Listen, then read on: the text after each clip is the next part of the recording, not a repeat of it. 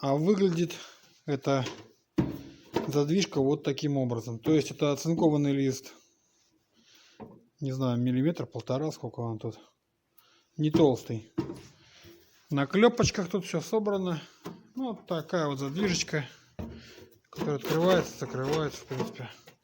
Довольно просто. Диаметром она 200 на 200. Подсказал мне, что нужно такой диаметр сделать Ворсук Олег Михайлович с телеканала Пламя. Ему привет. Спасибо большое за совет.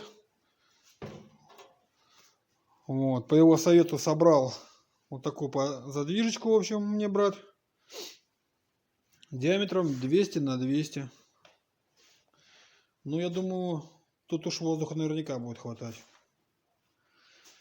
Ну, все. Будем устанавливать.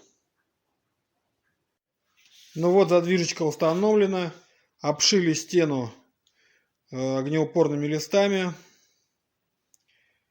Значит, листы не толстые, 4 миллиметра. Ну, чем богаты, тем рады. Задвижку установил вот таким вот образом. Очень интересно исполнил ее.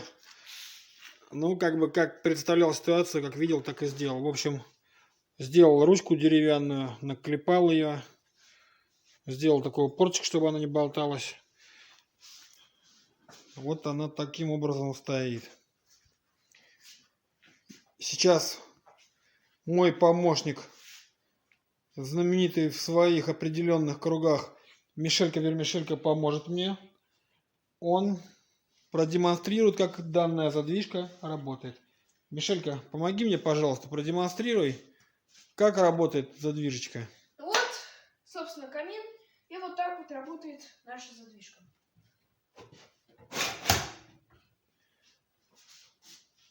Вот так она открывается. Стой.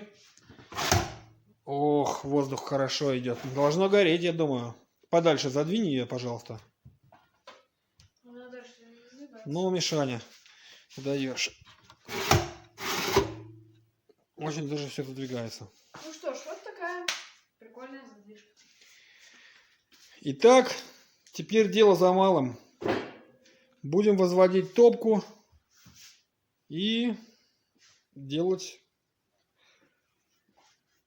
облицовку камина, то есть облицовку топки. Вот она разложена у меня. Все по своим углам. Будем делать.